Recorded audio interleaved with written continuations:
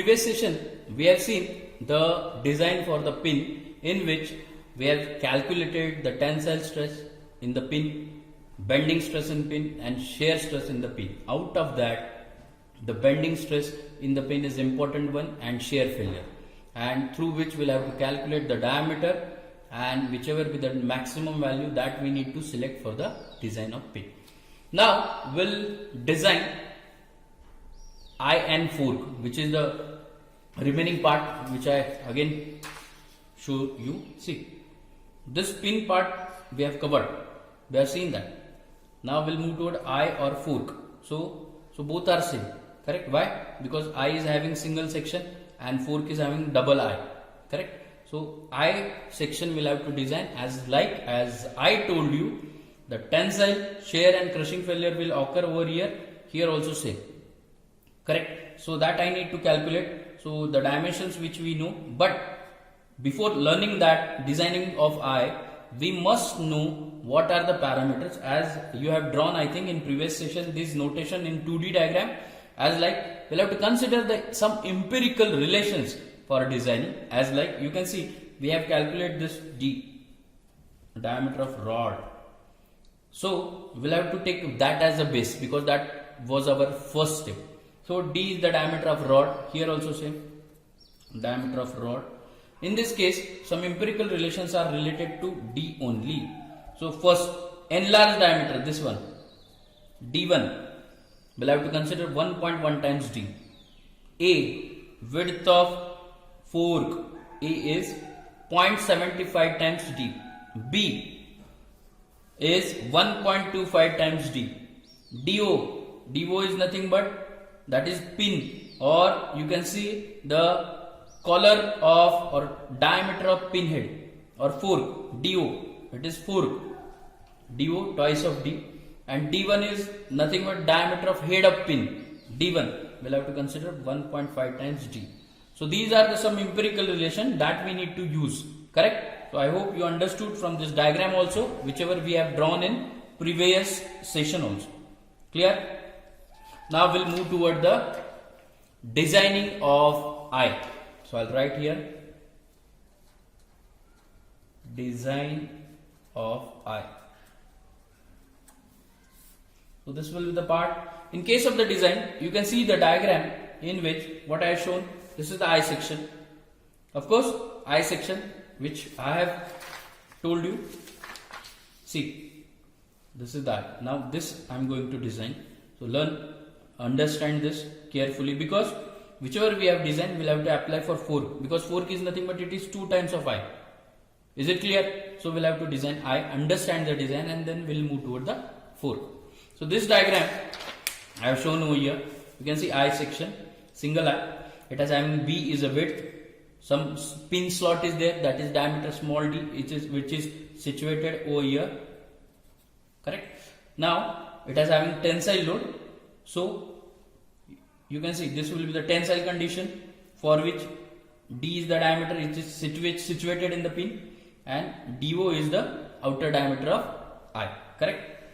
And for shear failure, there might be chances of the breakage from one end, so that breakage we'll have to consider, and that area is DO by 2 with respect to center, divided by DO minus D by 2 with respect to center, DO minus D divided by 2 as per the diagram.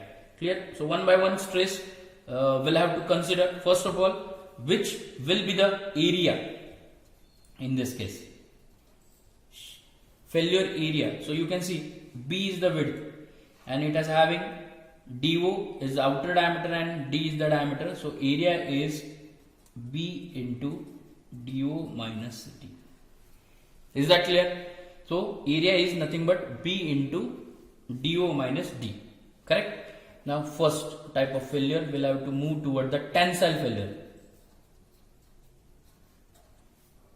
Tensile failure. In case of that, we can say it is sigma T. So I'll write sigma T is equal to P by area.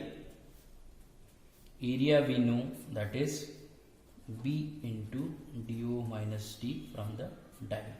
So this will be its first equation for the tensile failure. Now we'll move toward the crushing failure. Why crushing? I'll tell you. Crushing failure.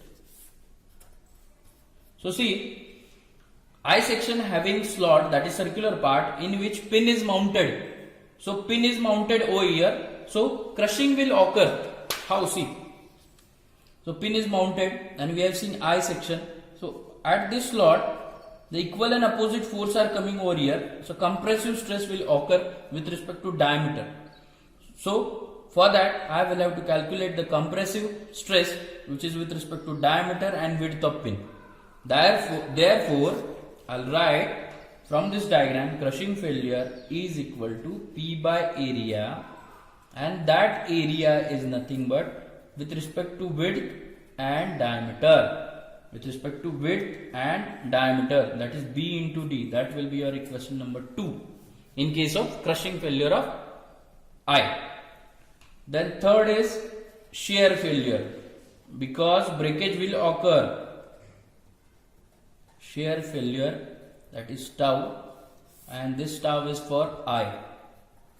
Correct? Shear failure in pin. So shear stress is nothing but P by area. This is for I section, which is equal to P, and area we know B into DO minus D. Correct? Now see, B is the width into DO minus D, but the shear area, this is shear failure figure, shear area is occur with respect to center. Through this part, from the center it will going to break because of the circle. That's why we'll have to see the area is nothing but DO minus D divided by 2. DO minus D divided by 2. Why this? Because it is considered, because it is considered the shear area is with respect to center, because it is having circular cross section. Therefore B into DO minus D divided by 2. Correct? This is the part for the area. Now remaining is that, as we know, pin is situated over here, but in case of the shear failure, pin is going to break in I section. Pin is going to break in I section. Therefore pin can break in 3 parts. See, pin can break in 3 parts. How that? First part is this much, that is top side. Second part is bottom side, and middle one. Correct? So 3 parts are there. As I told you, in case of the shear failure, if the part will break or the component will break in 3 parts, we'll have to consider the double shear. Therefore, in case of this shear failure, double shear will occur. Therefore, I will have to multiply by 2. This is because of a double shear. Correct? This is because of double shear occur in I with respect to pin.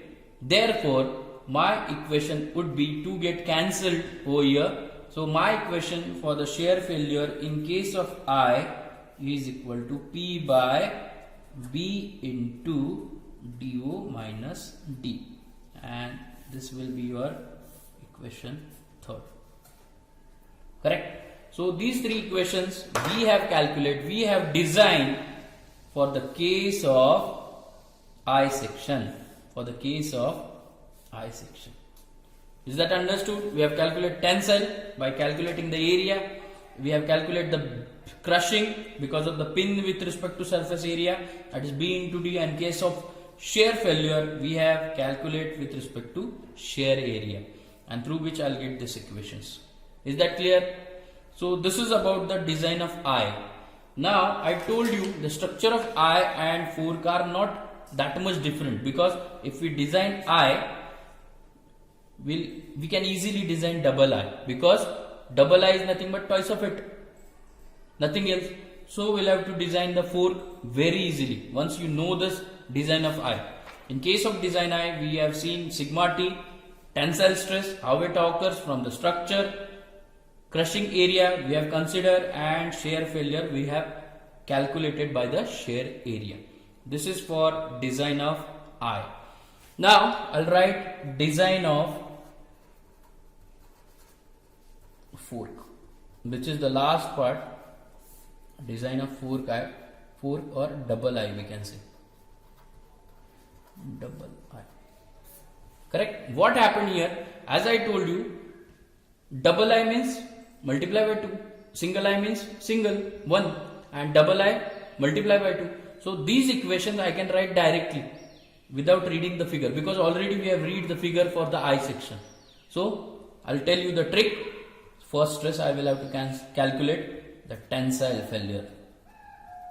Tensile failure, sigma T.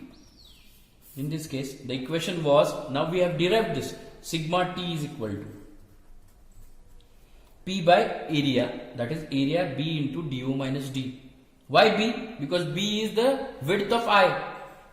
B is width of I. Now we are designing fork, double I. Double I width is A. Top side and bottom side, this A. Correct? So instead of B, I'll tell you the trick. Instead of B, wherever the B is situated in the equation of I, we'll have to consider B, that is as 2A, because 2 times A are there. So that I'll write the equation for this case directly.